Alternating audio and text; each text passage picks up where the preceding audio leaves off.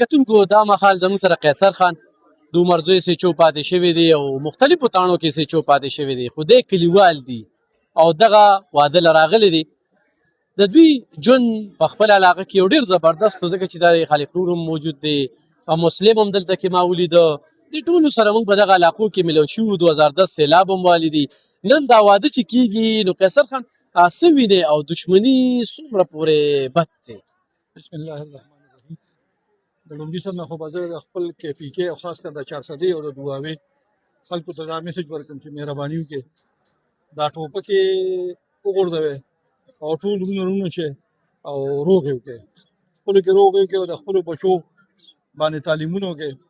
نو زما د ټولو ملګرو ته دا میسج دی او تاسو زموږ د علاقې دی، بل پرې کې زموږ د علاقې دی، زموږ د کلي دي او پلار یې ورونه ټول د تعلیمونو نه ووتل، د ښو ښو روزګارونو نه ووتل. زه تاسو ټولو ته دا میسج در کوم چې یاره مهرباني وکړئ دا دښمنۍ روغ یې وکړئ او دښمنۍ پرېږدئ او په ښه لار باندې ښه کوشش وکړئ چې دا وروستي کل چې کوم دی تعلیم اړخ ته لاړ شي.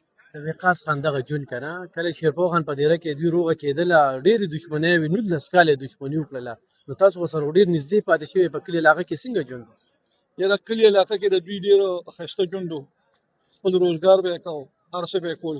دلته کې اوس راغلي دي مسافر دي او بېشکه چې کورونه یې خپل دي خو مسافر دي او ورونه یې ډېر تکړه و تعلیمي لحاظ سره، خو هغوی د تعلیمونو نه ووتل. نو دا مهرباني وکړي چې دا دښمنۍ زموږ په دې علاقه کې ختمې شي، زموږ د دواوې اړخ ته دې خوا ته اشنغر اړخ ته چې دا ټولې ختمې شي نو ډېره بهتره وه.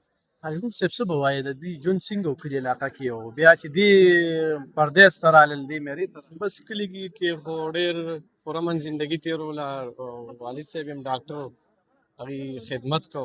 دلته بدقسمتي زموږ راغې، دښمنۍ راغلې او دښمنۍ کې څه ترقي نشته، خوشحالي نشته. هر کله چې امن وي نو تعلیم به هم وي، چې امن وي نو ترقي به هم وي، چې امن وي نو خوشحالي به هم وي. نو زه خپل واکدارانو زموږ چې کوم مشران دي دوی ته هم دا ستاسو په وساطت باندې دا پیغام ورکوم چې دوی روچت شي، چې د دښمنو کې دوی خپل کوشش ښه کردار ادا کړي چې دا دښمنۍ ختمې شي او انشاءالله څه لرې خبره نه ده، دوی ښه کردار ادا کړي انشاءالله دا دښمنۍ دا فسادونه دا به ختم وي انشاءالله. ډېره مننه.